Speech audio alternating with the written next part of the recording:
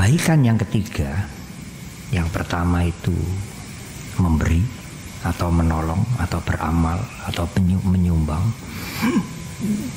Kebaikan yang kedua mengendalikan dirinya sendiri dari perilaku yang buruk. Kebaikan yang ketiga meditasi. Dan di dalam Dhamma dikatakan itu kebaikan tertinggi. Wah, kalau tertinggi tentu pahalanya besar. Itulah pikiran kita. Selalu berpikir begitu. Apa itu gitu ya. Tertinggi artinya meditasi itu membersihkan pikiran kita. Mengapa? Karena semua perilaku yang baik, yang buruk, yang kejam sekali, yang sangat baik, semuanya datang dari pikiran kita. Kalau tidak dari pikiran kita, dari mana?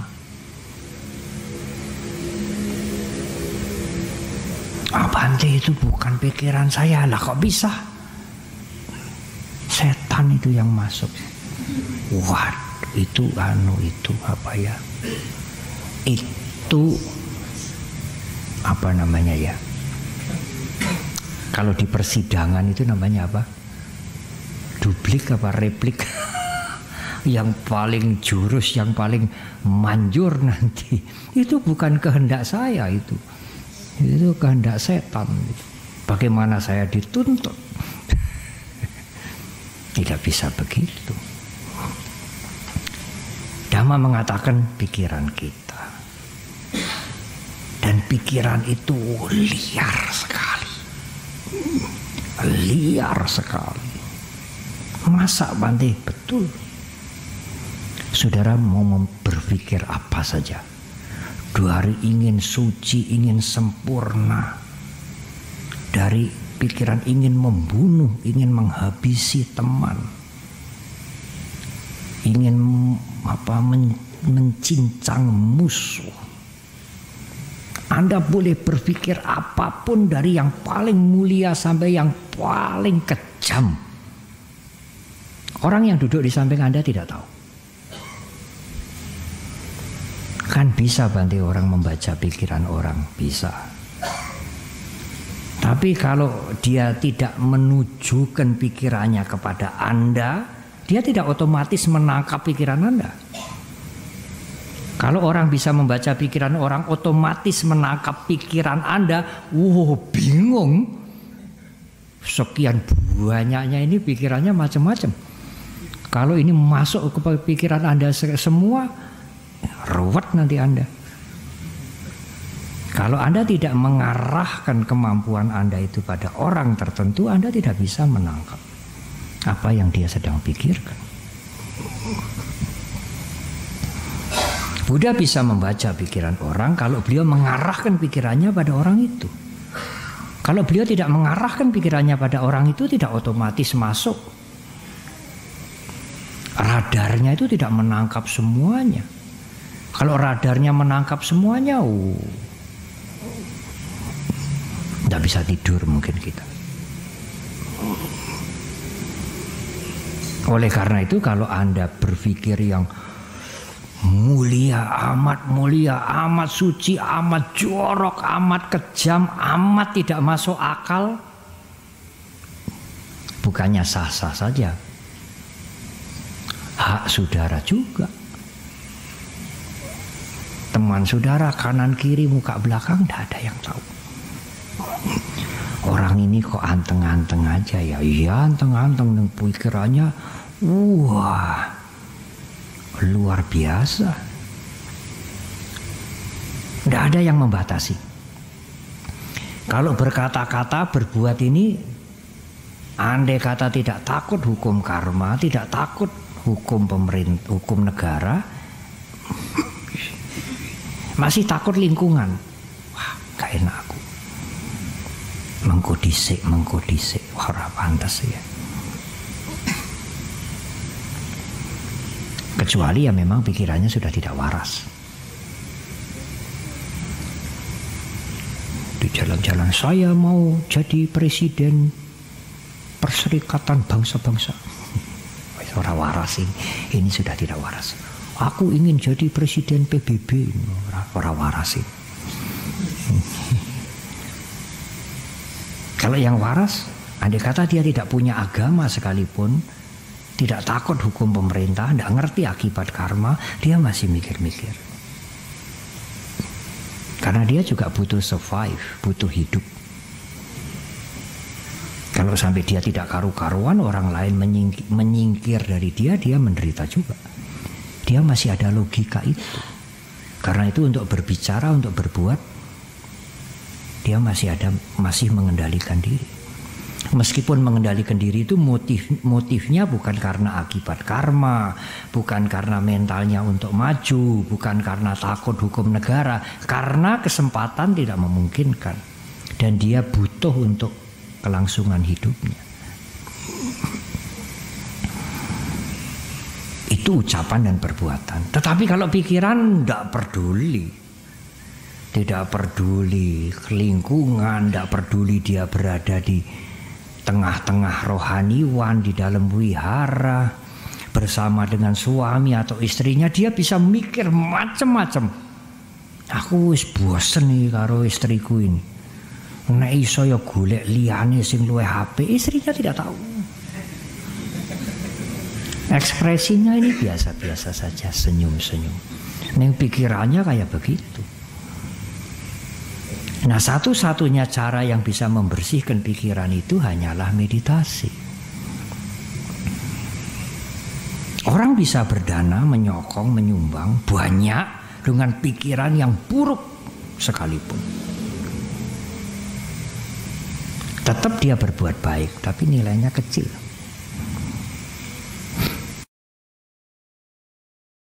Perilakunya bisa baik, tidak membunuh, tidak mencuri, tidak berzina, tapi pikirannya juga buruk sekali. Karena sila tidak bisa membersihkan pikiran, hanya mengurangi saja.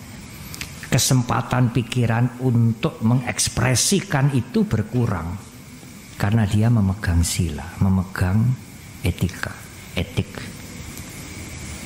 Tetapi untuk membersihkan pikiran itu harus dengan meditasi. Dan kalau pikiran itu mulai bersih, sebetulnya mengendalikan diri, tidak berperilaku buruk, menjaga sila itu otomatis. Otomatis perilaku kita baik. Mengapa? Ya karena sumbernya bersih. Dari sumber air yang bersih, Buddha Gautama mengatakan, tidak mungkin keluar air yang kotor. Tapi kalau sumbernya kotor, yang keluar tentu air kotor.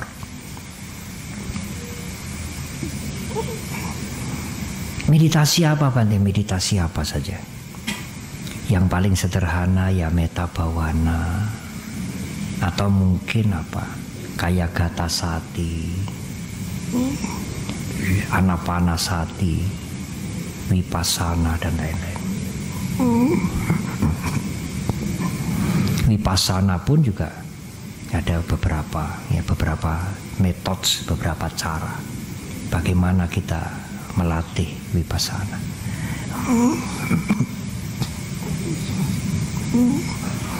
Nah, selesai, itu berbuat baik. Tetapi itu tidak cukup. Kalau hanya berbuat baik saja, ya termasuk kemajuan batin ya hanya begitu-begitu saja. Termasuk meditasi dan lain-lain. Harus ada pengetahuan yang menunjang itu untuk maju.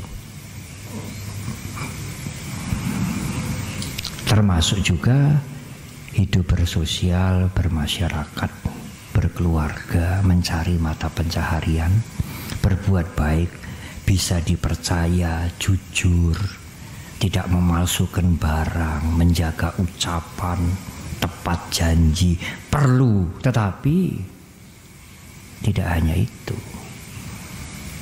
Ada pengetahuan lain yang membawa kemajuan. Yang pertama adalah canda. CHANDA. Canda dalam bahasa Pali artinya mempunyai kesenangan dalam mengerjakan pekerjaan itu. Tentu pekerjaan yang baik. Dia mengerjakan pekerjaannya itu antusias, senang, ya. Dengan kalimat yang lebih kasar, dia mencintai pekerjaannya. Anda menjadi fotografer, kerjakanlah itu dengan senang, tidak terpaksa. Anda menjadi sekretaris satu lembaga, Anda mengerjakan pekerjaan Anda sebagai sekretaris itu, Anda menyenangi apa tidak? Janjani ya kepeksa, ya nggak bisa maju Anda. Itu faktor pertama yang membuat Anda tidak bisa maju. Apa yang Anda kerjakan? Saya sih buka bengkel, Bante. Anda menyenangi? Oh, saya senang saya menyenangi pekerjaan saya ini. Memang saya bisa membuka bengkel dan saya bisa melakukan perbaikan dengan baik. Wah, Anda bisa maju. Itu faktor pertama, meskipun bukan hanya faktor pertama itu. Bukan hanya faktor pertama itu saja. Anda jadi samanera, jadi biku, Anda senang? Ya, janjane ya kepaksa saya lah. Anda tidak bisa maju, batin Anda tidak bisa maju.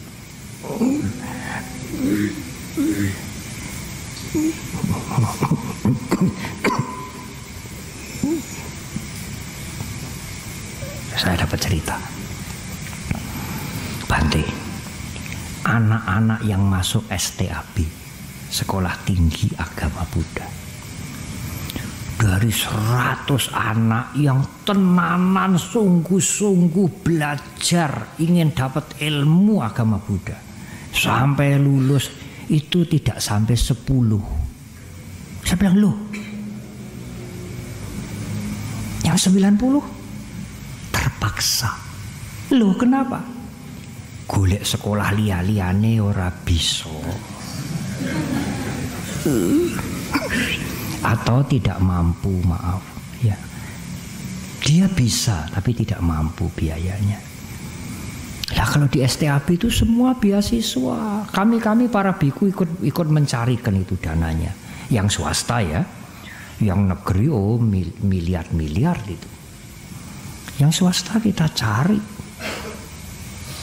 Mereka hanya makan dengan kos. Itu beasiswa semua. 1 tahun itu saya mendengar berapa ya? Sekitar 600 juta. Itu untuk membiayai STAB. Kalau pemerintah subsidi 300 juta, kita harus cari 300 juta tiap tahun. Kalau kita tidak bisa cari 300 juta, bagaimana? Tutup hampir semua STAB.